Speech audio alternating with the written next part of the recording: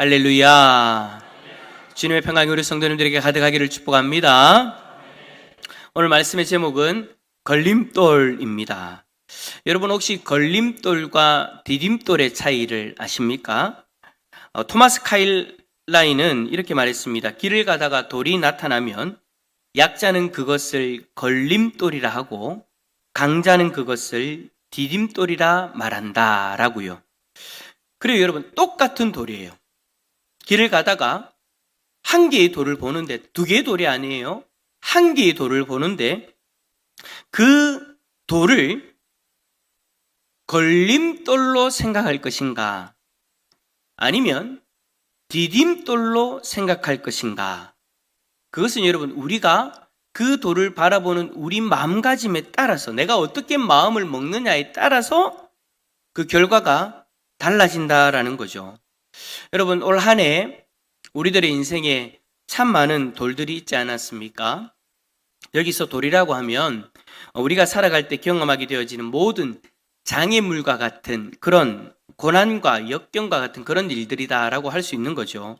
그 돌들 앞에서 어떨 때는 불평과 원망의 눈으로 바라보고 낙심하기도 했을 것이고, 또 어떨 때에는 자신에게 있어서 긍정적인 어떤 일들을 영향을 미치는 것으로 받아들이고 그것을 도약의 발판으로 삼는 그런 모습들도 있었을 겁니다.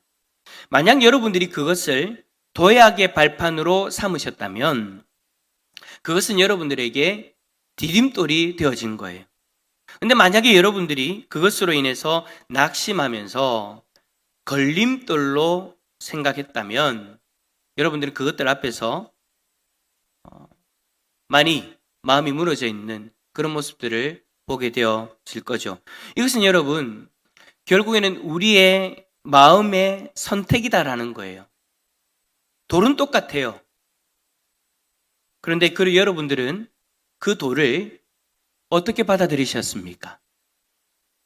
오늘 성경에도 보면은요, 이와 비슷한 일을 경험하고 있는 한 사람이 나옵니다. 그가 누구냐? 바로 부자 관원이에요. 이 사건은 공간복음서에 모두에 기록되어져 있는데 마태와 마가는 어떤 한 사람이라고 그렇게 표현을 하는데 그 구체적인 신상은 밝히지는 않습니다. 하지만 누가는 그를 관원이다라고 그렇게 구체적으로 소개를 하고 있죠. 여기서 여러분 관원이라고 번역되어진 이 헬라어 단어는요, 당시에 바리새인의 두령, 회당장, 사내들인의 공회원의 의원, 집권자 등등의 종교나 행정상의 지도자를 일컫는 그 그룹들을 지칭하는 용어로 사용되어졌어요. 그러니까 여러분 이 사람은요, 그러한 자들 중에 유대인들의 종교적 그리고 행정적으로 지도자 그룹에 속해져 있는 한 사람이다라는 것이죠. 공간복음에서는 이 사람에 대해서 소개한 것을 정리하면 그는 젊었고 큰 부자였고, 그리고 오늘 누가가 이야기했던 것처럼 높은 간직에 있었고 또 율법을 잘 수행하는 사람이다라는 것을 우리는 알 수 있습니다. 그러니까 세상적인 관점으로 볼 때요, 이거라는 거예요. 이거. 최고의 엘리트다. 잘난 사람, 성공한 사람, 그런 사람이라는 거예요.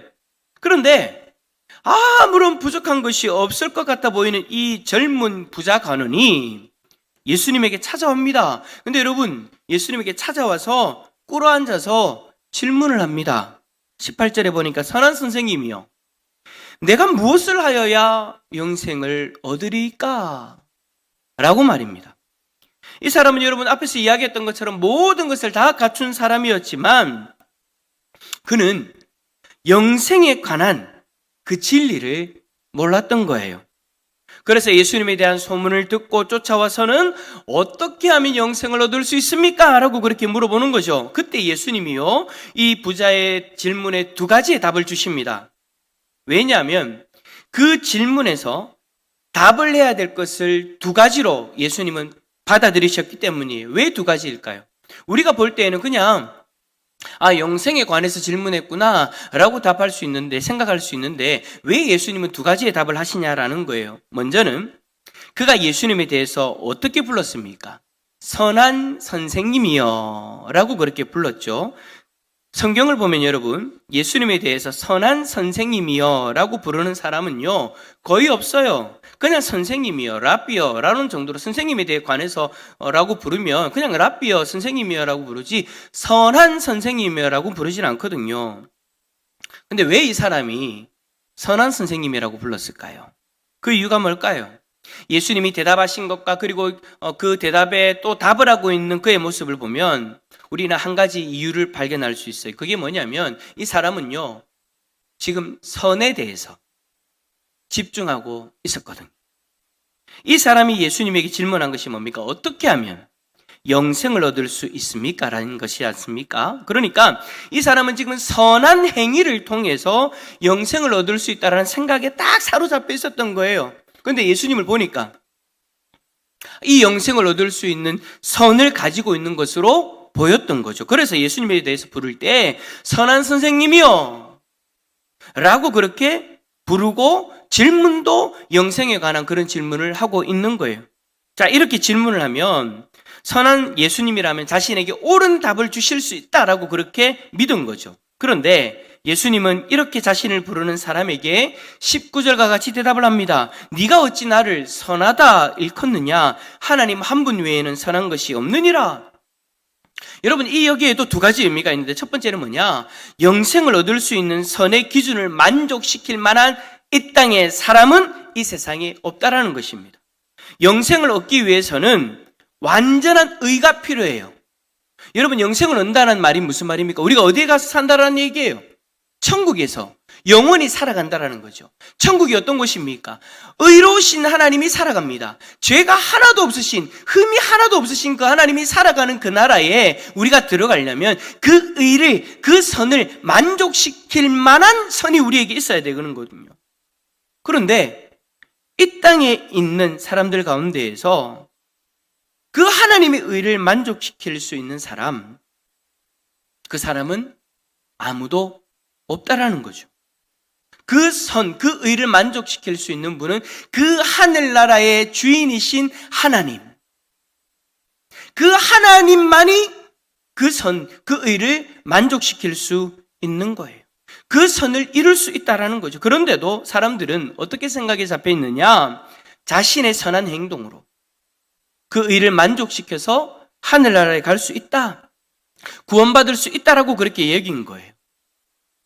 여러분, 바울도요, 우리의 선한 행동으로 율법을 만족시키면 우리는 그 선한 행동으로 구원받을 수 있다라고 이야기를 했습니다. 그러나 바울은 덧붙여서 이야기를 하죠. 그 조건이 있지만 어느 누구도 그 조건을 만족시킬 수는 없다. 왜요? 모든 사람이 다 죄인이기 때문에. 죄가 없는 사람은 아무도 없기 때문에. 우리가 그 하나님의 의를 만족시킬 수 있으면 다 우리가 구원받을 수 있지만 우리의 의로서는 도무지 구원받을 수 없다. 우리는 모두 다 죄인이니까. 그런데도 세상은 어떻게 여기느냐? 자신이 의롭다라고 여기고 자신의 선으로 구원받으려고 하는 거예요. 바로 오늘 성경에 나오는 그 사람처럼. 그래서 예수님이 말씀하시는 거예요. 하나님 한 분 외에는 선한 이가 없느니라. 그런데 이 말에 두 번째 의미가 있죠. 그 선을 만족시킬 수 있는 분이 바로 예수 그리스도 자신이다라는 것. 예수님은 분명히 네가 어찌하여 나를 선하다라고 일컫느냐라고 그렇게 답을 했습니다. 예수님은 분명히 하나님의 아들이시고 하나님이 본체이시기 때문에 충분히 선한 분으로 불릴 수 있어요. 하지만 예수님이 이렇게 답을 하신 이유가 뭐냐면 이 사람이 지금 예수님을 그렇게 생각하고 있기 때문이에요. 무슨 말이냐면 자신과 똑같은 사람, 예수님 당신이 그 선을 이루어서 그 선으로 구원받을 수 있다면 나 또한 그 선을 이루어서 그 선으로 말미암아 구원받을 수 있다라고 이 사람이 여기고 있다라는 거죠. 예수님을 단순히 선한 선생님으로만 생각하는 거예요. 그 영생의 조건을 만족시킬 만한 선생님. 이 말은 무슨 말입니까? 그 사람의 말 가운데는 어떤 의미가 담겨져 있냐면 이 땅의 사람들 중에 영생을 얻을 만한 선을 이룰 수 있는 존재가 있다라고 여긴 거예요. 그 중에 한 명이 예수님이다라고 생각한 거죠. 그래서 예수님이 부정하시는 거예요. 그것은 아니다. 그러나 하나님 한 분만은 완전하셔서 그 선을 이룰 수 있다. 근데 그 하나님이 결국엔 누구다라고 나중에 이야기하시는 거예요? 예수 그리스도 자신이심을 드러내시는 거죠. 만약 자신을 한 사람 한 선생으로 생각한다면 자신은 영생을 얻을 선한 존재가 될 수 없다는 것이고, 또 실상 예수님은 그들 사람 중에 한 사람이 아니라는 그 이야기인 거예요. 예수님은 하나님의 아들로서 선을 이루기에 합당하신 분이신 거죠. 그래서 20절과 같은 대답을 하실 수 있는 거예요. 20절에 보니까 네가 계명을 안 하니 간음하지 말라, 살인하지 말라, 도둑질하지 말라, 거짓 증언하지 말라, 내 부모를 공경하라 하였느니라. 예수님이 여러분 이 말씀을 하신 이유는 이 계명을 다 지킬 수 있어서가 아니라 과연 이 계명을 네가 다 지킬 수 있냐라는 질문이에요. 이 계명들은 여러분 어떤 계명들입니까? 어디에 나오는 겁니까? 그래요. 10계명에 나오는 5계명부터 10계명까지의 6가지의 그 계명들을 이야기를 하시는데, 예수님은 나중에 이것을 큰 계명이라고 이야기하시면서 정리를 하시면서 한 단어로 정리하죠. 무엇이라고 정리하십니까? 이웃을 내 몸과 같이 사랑하라. 그랬는데 이 대답을 들은 이 부자 간원이 뭐라고 대답합니까? 저는요 어려서부터 이거 다 지켰어요. 야, 여러분 대단하지 않습니까? 그런데 예수님이 이 부자 간원이 스스로 깨닫지 못하는 그 사람은 자신의 한계를 이야기해 주시죠. 자, 22절 말씀 한번 읽어볼까요? 22절입니다. 시작. 예수께서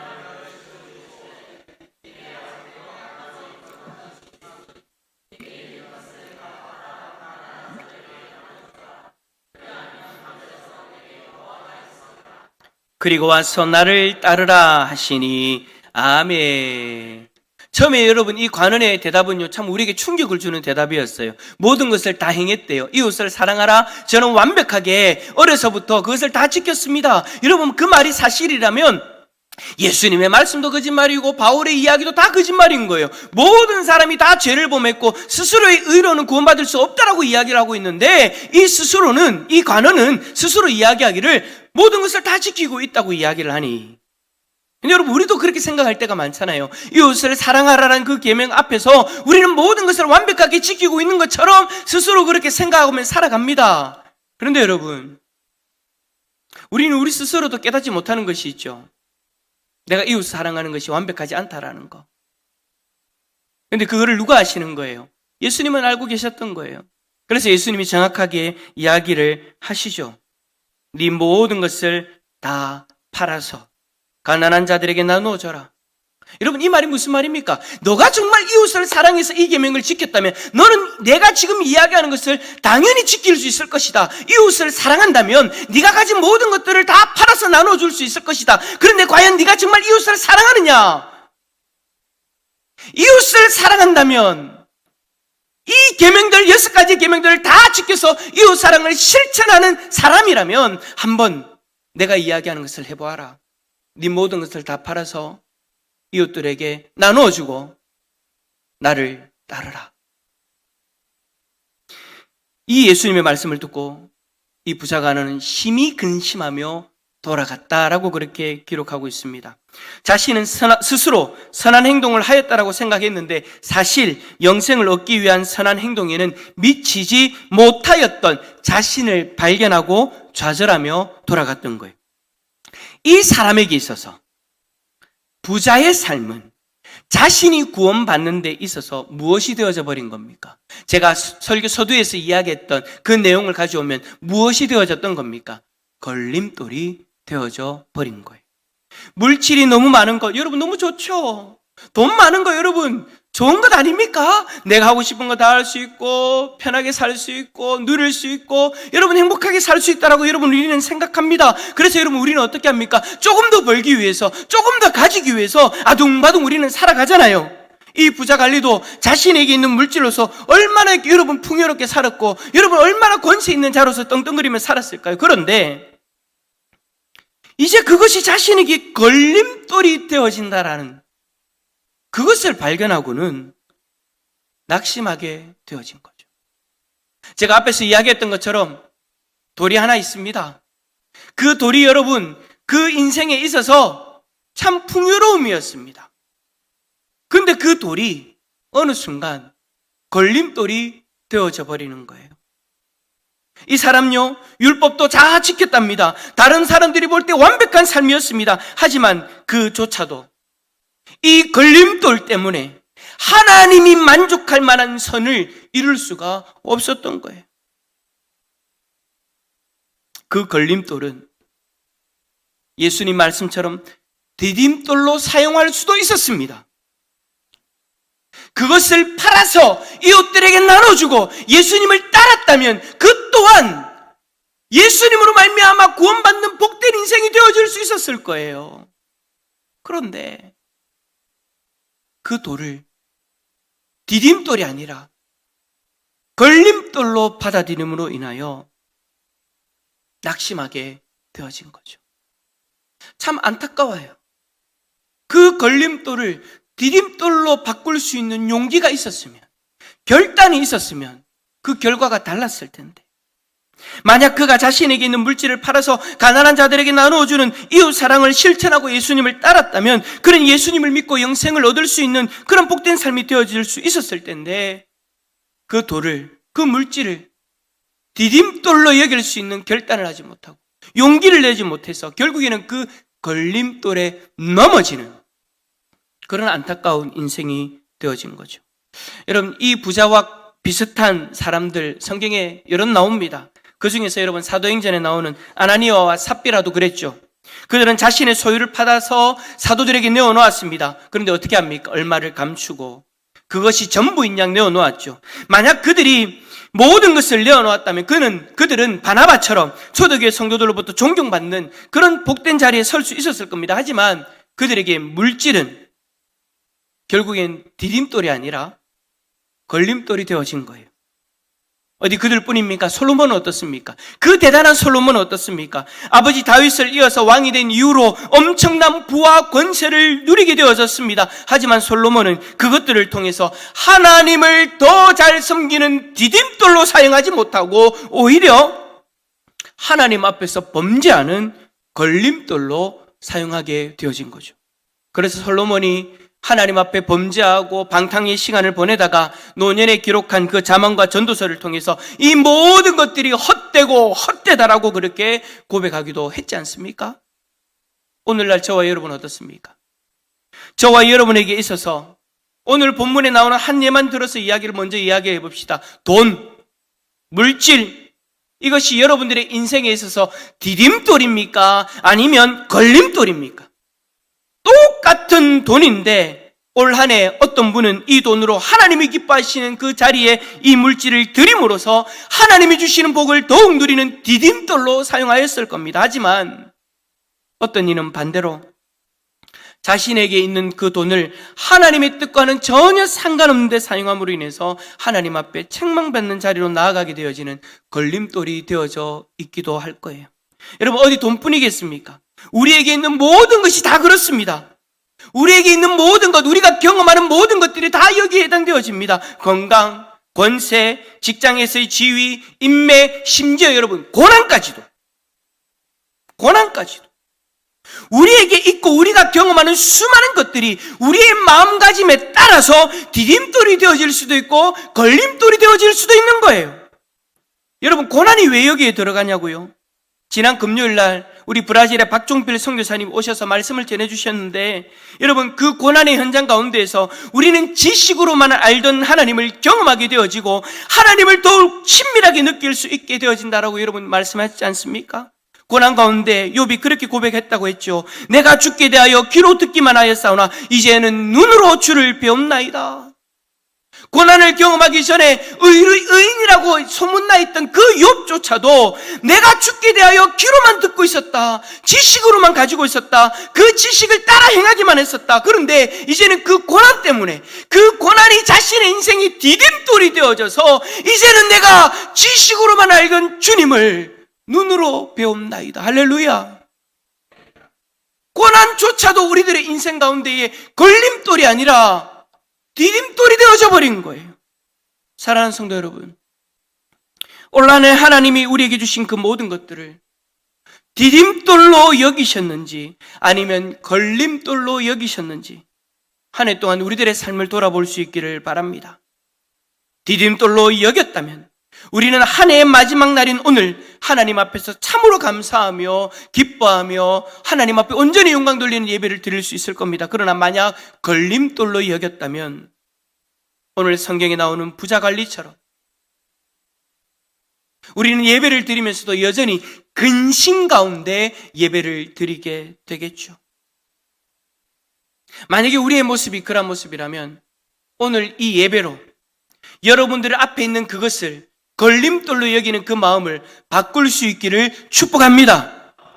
그래서 간절히 바라기는 내년 새로운 한 해에는 그 걸림돌이 여러분들의 인생의 디딤돌로 다가와서 여러분들의 인생의 복의 통로가 되어지는 놀라운 은혜가 있을 수 있기를 예수 그리스도의 이름으로 축원합니다. 축원합니다.